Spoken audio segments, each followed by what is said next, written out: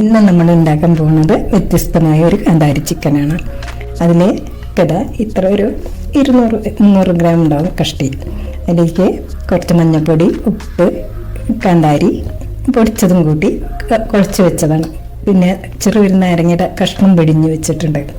എനിക്കുള്ള മറ്റുള്ള ചേരുവകളാണ് കാന്താരി, ഉള്ളി, ചെറിയ ഉള്ളിയാണ്, ചെറിയ ഉള്ളി ആണ് ഏറ്റവും നല്ലത്. ഇത് വലിയ ഉള്ളിയും ചേർക്കാം, പക്ഷേ ചെറിയ ഉള്ളിയാണ് ടേസ്റ്റ് വരിക. ഞാനൊന്ന് പൊടിച്ച് വെച്ചിട്ടുണ്ട്.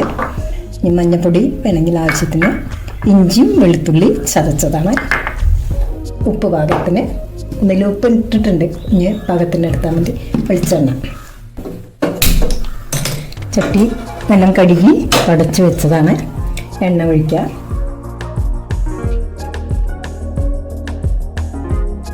എണ്ണ ഒഴിച്ച് കൊടുത്തിട്ടുണ്ട്.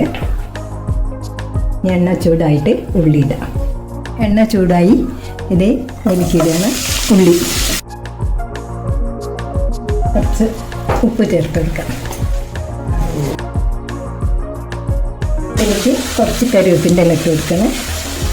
ഒന്ന് വാടിയതിൻ്റെ ശേഷം കറിവേപ്പിൻ്റെ ഇല ഇട്ട് കൊടുക്കാം. ഇപ്പോൾ കളറ് മാറ്റം വരുന്നുണ്ട്. നമുക്ക് ഈ ഇഞ്ചി വെളുത്തുള്ളി ചതച്ച് വെച്ചതാണ്, ഇങ്ങനെ പൊടിച്ച് വെച്ചതാണ്, ഇത് ഒന്ന് ചേർത്തെടുക്കാം. കുറച്ച് മഞ്ഞൾപ്പൊടി ഇട്ട് കൊടുക്കാം. ചിക്കനിൽ മഞ്ഞൾപ്പൊടി ഇട്ടതുകൊണ്ട് കുറച്ചിട്ടാൽ മതി. കാന്താരി പൊടിച്ച് വെച്ചതാണ്, ചെറിയ കാന്താരി തന്നെയാണ്, ചെറിയ കാന്താരിയാണ് പൊടിച്ച് വെച്ചത്. ഇട്ട് കൊടുക്കാം.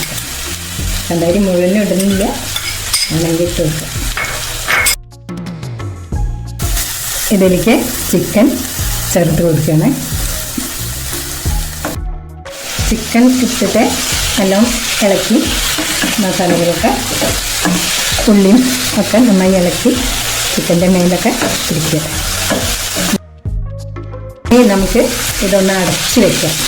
വെള്ളം ഒഴിക്കില്ല, ഇങ്ങനെ ഇതിൽ കിടന്ന് വേവണം. ഇനി നമുക്ക് ഇത് വേവുന്ന വരെ വയ്ക്കാം. ഈ ആവിയിൽ കിടന്ന് വേവട്ടെ. ഇതൊന്ന് സിമ്മാക്കി കൊടുക്കണ്ടേ, ഇടയ്ക്കൊന്ന് ഇളക്കി കൊടുക്കണം. ചിക്കൻ റെഡി ആയിട്ടുണ്ട്.